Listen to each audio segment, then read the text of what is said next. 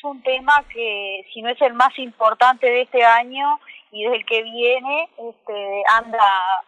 anda muy cerca de serlo, ¿verdad? Porque lo creemos, porque entendemos que es una situación en la que pone en riesgo ciertos privilegios o derechos que podrían haberse generado en años anteriores, que se podrían ver afectados con una reforma que no fuera del todo equitativa o del todo pensada en una forma gradual y en una forma integral sobre todo. La Asociación de Trabajadores de la Seguridad Social, como tú mencionabas, es el único sindicato que ha planteado un proyecto alternativo al que trabaja la comisión de expertos. Si bien está integrado por todos los partidos políticos y tiene incluso representación del PIT-CNT, todas las organizaciones que han planteado divergencias o planteos puntuales sobre su rama de trabajo lo han hecho a nivel de su propio sindicato. Por ejemplo, sabemos que se pusieron en contacto gente de la caja bancaria y obviamente lo hacen desde el punto de vista de su régimen jubilatorio. Nosotros como BPS abarcamos el 90% de los trabajadores del país, ¿verdad? Son tres las cosas que vemos como muy preocupantes. En principio, uno de los temas es que la población está mal informada respecto del déficit, del famoso déficit del BPS. Y en pocas palabras te lo explico a modo de ejemplo como para que pueda ser claro para la audiencia y que no polemizar ni cuestionar una situación política, ni mucho menos. El déficit del BPS contabiliza no solamente jubilaciones y pensiones. El BPS tiene prestaciones que le brinda a sus trabajadores, que pueden ser seguro de desempleo, seguro por enfermedad. Imagínate tú en la pandemia cómo fue que explotó exponencialmente el subsidio por desempleo, y a eso tenemos que agregarle las ayudas extraordinarias, prótesis, órtesis y todo tipo de prestación que brinda el banco, ¿no? Uh-huh. Por otro lado, sumarle eso al déficit es un error. ¿Por qué es un error? Porque cuando tú vas a la caja militar, por poner un ejemplo más claro, porque tienen un déficit muy similar, la caja militar solamente se limita a pagar jubilaciones y pensiones. Y estamos hablando de un porcentaje de la población muy inferior. Imagínate tú que si nosotros cubrimos el 90%, el otro 10% se divide entre las otras cajas, militar, policial, bancaria. Creo que ese punto debe haber quedado bastante claro para la población, que es una de las cosas que a nosotros nos interesa, remarcar que el déficit del BPS no se le asigne como tal al BPS, sino que esas cosas, por ejemplo, las exoneraciones a las empresas también se contabilizan dentro del déficit. Nosotros no tenemos nada en contra de la evolución del empleo, ¿verdad? De la cantidad de puestos de trabajo, uh-huh, y que se generen políticas de empleo sustentables para que las empresas puedan dar mayor cantidad de puestos de trabajo.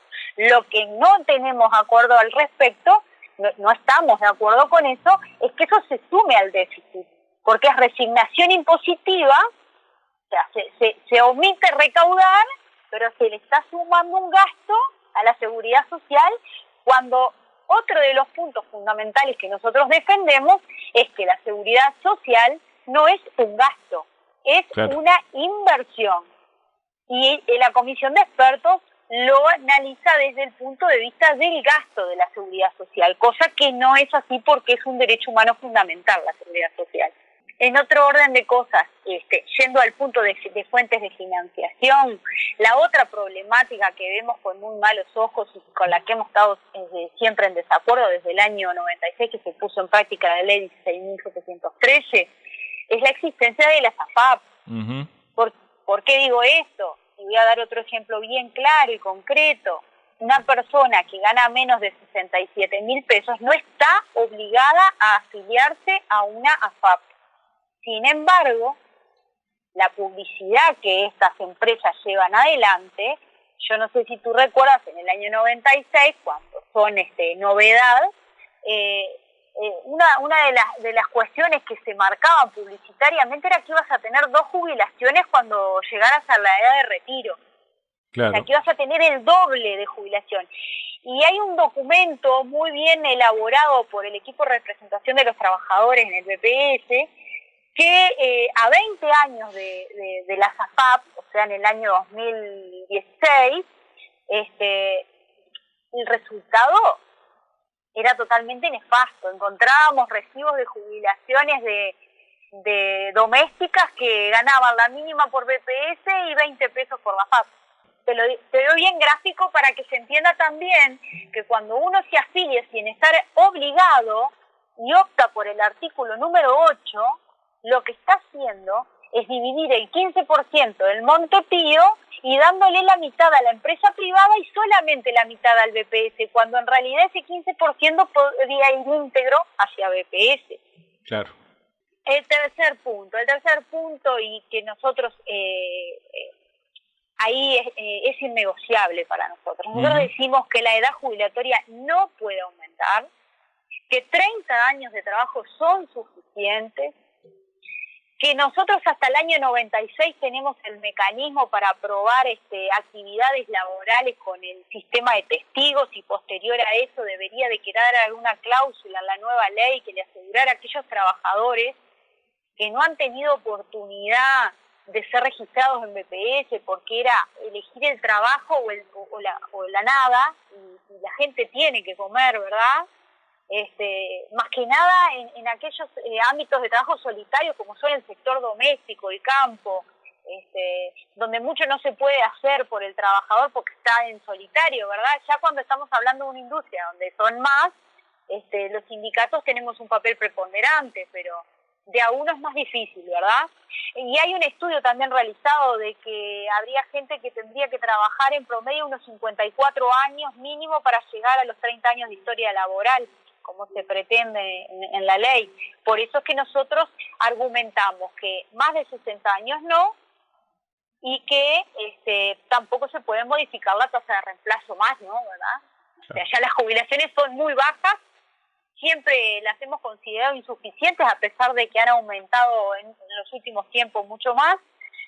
Seguimos considerando que 14.000 pesos, que no alcanza, 14.000 pesos no le dan un nivel de calidad de vida a nuestros ciudadanos mayores que han ayudado con su trabajo y con su esfuerzo a construir este país, ¿verdad? ¿Qué respuestas han tenido cuando hacen este tipo de planteos, Karina? ¿Han podido intercambiar con el grupo de expertos? ¿Entienden que se puede llegar a hacer alguna modificación de esta reforma, contemplando algunos de estos puntos que ustedes plantean y estas inquietudes? Hemos tenido reuniones con el grupo de expertos y también tenemos algunas pendientes todavía. El grupo de expertos se mostró abierto a la escucha, realizó algunas preguntas, no hemos tenido ninguna devolución al respecto. Consideramos que fue un buen punto de partida, pero también consideramos como preocupante que nuestro planteo aleatorio, por decirlo de algún modo, no sería muy tenido en cuenta a la hora de elaborar la ley, porque creemos que ya está en un proceso avanzado de elaboración, ¿verdad? Yo te diría que hasta está casi que bastante terminada, pero no tenemos dudas tampoco de que esto nosotros haciéndolo conocer a la ciudadanía y que el ciudadano a pie entienda que lo que está en juego es nada más y nada menos que los últimos años de su vida y con lo que va a tener que subsistir, van a poder entender claramente en qué podría eventualmente perjudicarlos, y plantearíamos la idea de ir a un plebiscito si la ley se vota sin tener en cuenta estos aspectos que yo te he mencionado. ¿Qué opinás del plazo que se dio, no? Eso también fue uno de las inquietudes que en su momento se planteó, el corto plazo, digamos, para la discusión y la resolución de esta reforma, ¿no? Sí, en ese sentido, por supuesto que nosotros coincidimos y estamos totalmente en acuerdo con la central sindical, que fue la que solicitó la ampliación del plazo y logró esos 45 días extras. Pero te reitero, nosotros vemos que el punto de partida de tomar a la seguridad social como un gasto, de entender a la longevidad como un aspecto negativo en lugar de tomar algo como positivo, porque si vivimos más es porque tenemos una mejor calidad de vida. Eso tendría que ser un motivo de festejo, no una complicación para el sistema, ¿no? Y lo que tendríamos que tratar de buscar es una solución entre todos para aquellas personas que de lo único que van a vivir es de su jubilación. Porque hay algo que yo siempre remarco, aquellas personas que se han dedicado a la política, y te pongo un ejemplo también claro y conciso para que la gente lo entienda. Si yo hace muchos años que tengo un sueldo por encima de los 100, 200, 300 mil pesos, no sé cuánto está ahora el sueldo del ministro o el sueldo del presidente, pero andar en los 400 mil pesos, imagino. Y tengo la oportunidad de ahorrar durante mi vida, perfectamente puedo haber elaborado un negocio paralelo, puedo tener otros ingresos, puedo haber capitalizado mis ingresos y no me va a preocupar que tenga una jubilación de 13.000 pesos, ¿verdad? Ahora, si es lo único que tengo y mi sueldo de hoy es de 30.000 pesos y paso mañana a estar jubilada y a cobrar 13, yo creo que no solamente se me va a complicar la vida, sino que mi calidad de vida se va a ver afectada, y yo creo que la mayoría de la población está en esa situación y es a la que nosotros defendemos.